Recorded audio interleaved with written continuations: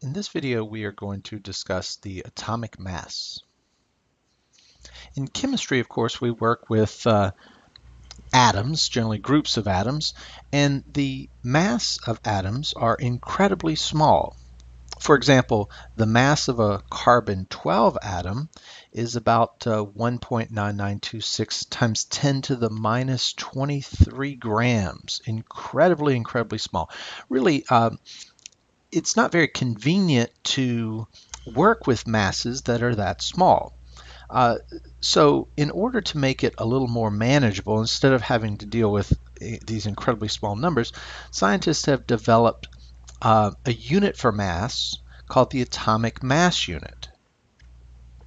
The atomic mass unit, which is abbreviated AMU, is given a definition. It's defined as the mass, or excuse me, it's defined as 1/12 of the mass of a carbon-12 atom. So if you have the mass of a carbon-12 atom, you divide it by 12, that gives you the mass of 1 AMU. So 1 AMU, as we said, is equal to 1/12 the mass of a carbon-12 atom, which gives us a mass of about 1.66 times 10 to the minus 24. So the mass of a carbon-12 atom would be exactly 12 AMUs. So 1 AMU is 1/12 the mass of a carbon-12 atom. That's the definition of an AMU. And so the mass of a carbon-12 atom therefore must be exactly 12 AMU. So that's a defined value, a definition. So that would be considered an exact number. So instead of having to deal with masses that are in the range of 10 to the minus 24, 10 to the minus 23, we can deal with numbers that are 12, 13, 14, numbers that are easier to work with. And that's why scientists have developed this term, the atomic mass unit.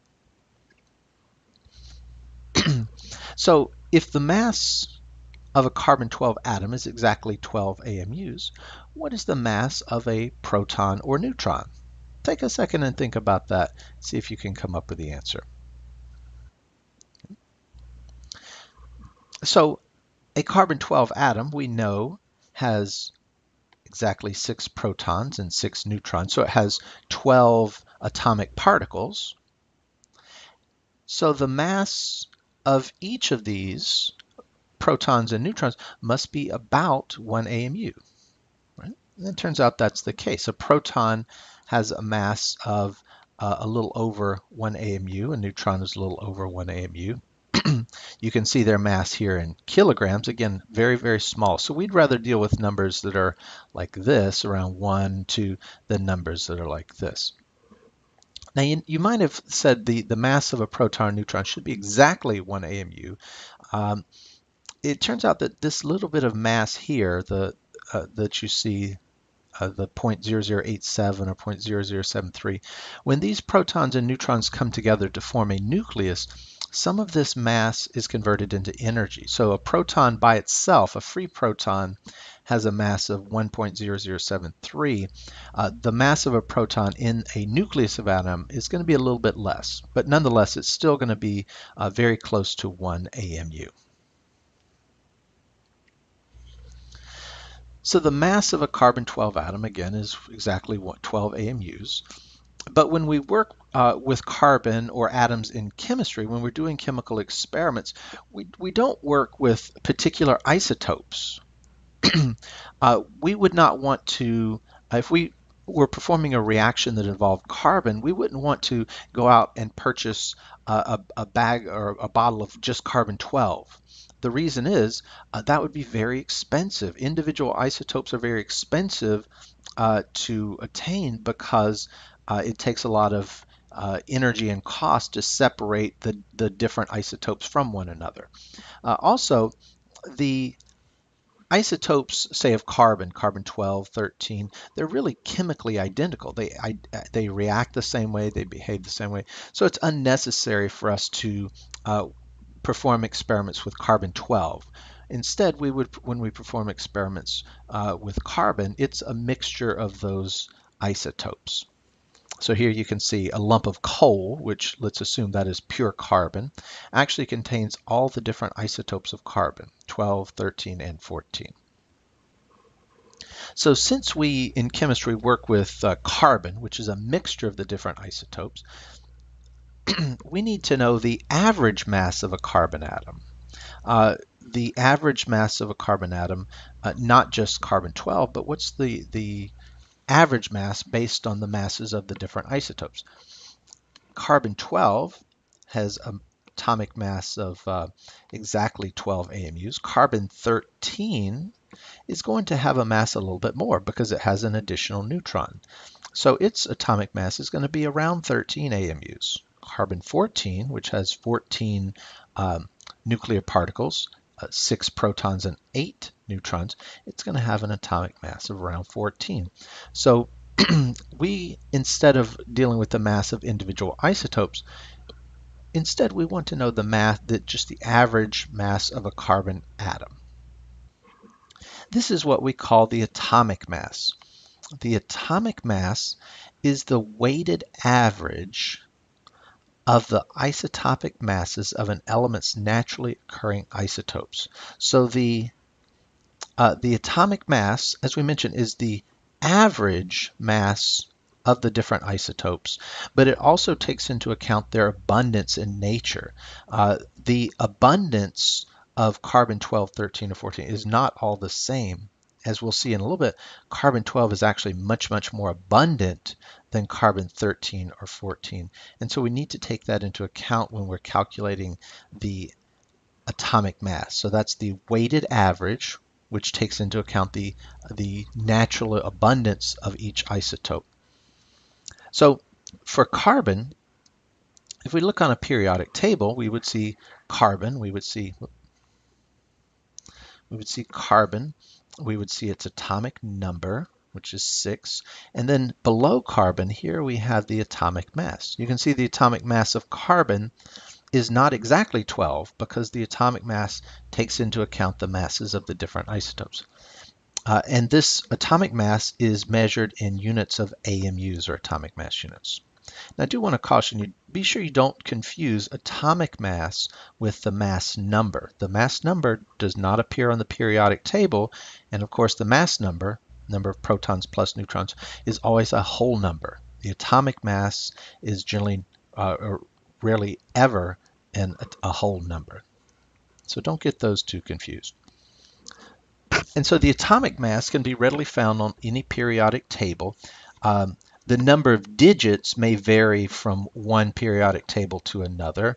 But here you could see, for example, silver has an atomic number 47. Its atomic mass is 107.9 AMUs. So the average weight, or the average mass of a silver atom, is 107.9 atomic mass units. We already talked about carbon. Here's sulfur. If we look at sulfur on a periodic table, its atomic number is 16. That's the number of protons.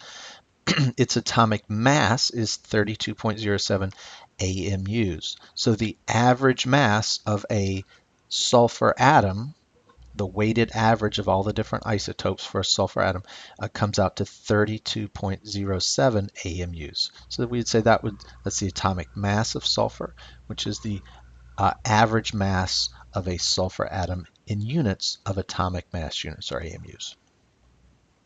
So how do we calculate the atomic mass? Well, as we mentioned, it's the weighted average of the different isotopes. So a general formula would be that we would take the mass of one isotope times its percent abundance plus the mass of the second isotope times its percent abundance.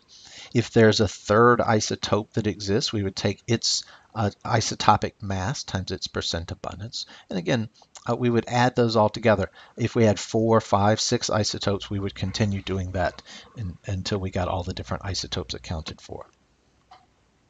So let's work an example. Let's calculate the atomic mass for carbon. So obviously we need to know the mass of each carbon isotope and its relative percent abundance. What is its relative abundance in nature. So the relative abundance of the different isotopes, generally that information would be given for you. Carbon-12 is 98.89%.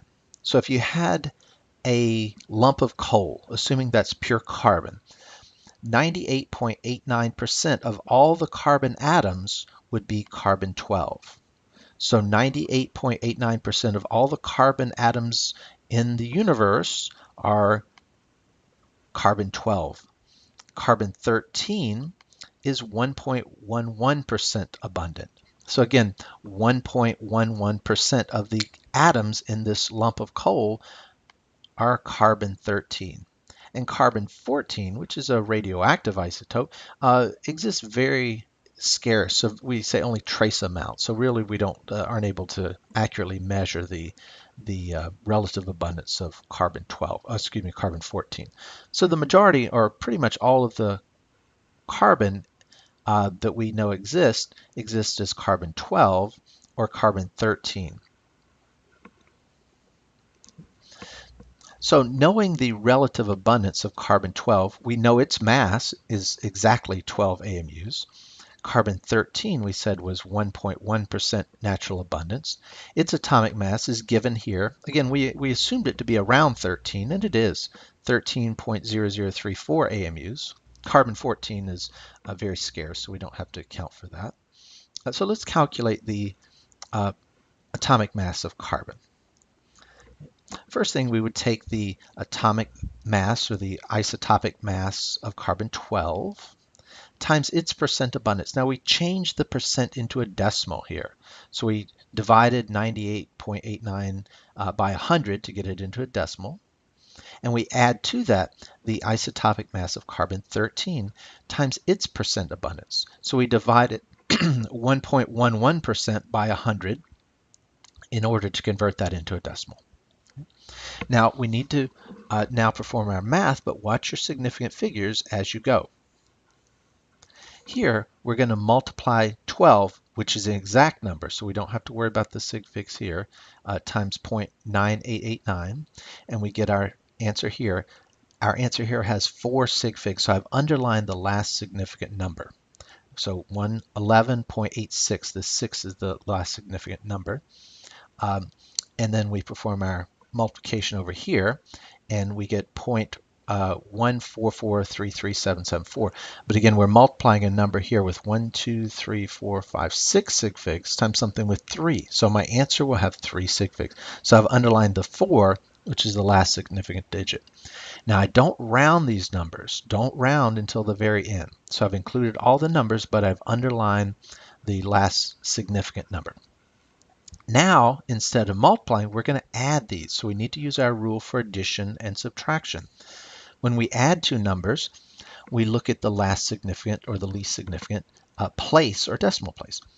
This number, when we add these two together, we get 12.011137774 AMUs, include your units.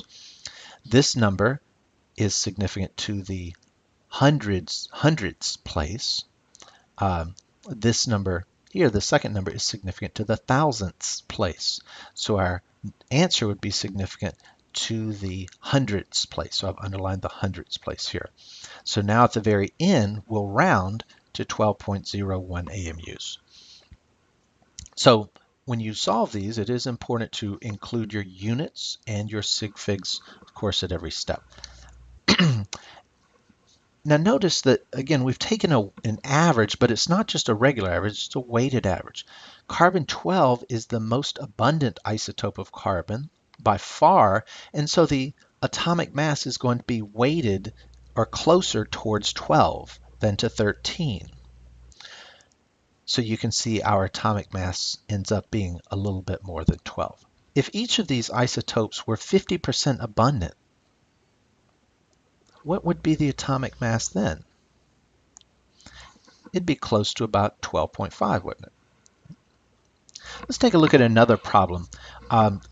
Here we're talking about chlorine, which has two naturally occurring isotopes, chlorine-35, and we're given the abundance of chlorine-35. and its isotopic mass, and chlorine-37. We're given its natural abundance and its isotopic mass. And we're asked, what is the atomic mass of chlorine? So I want you to pause the video, work through the problem. As you work through the problem, remember to keep track of your significant figures and be sure to include your units. Okay, so pause the video, try this problem.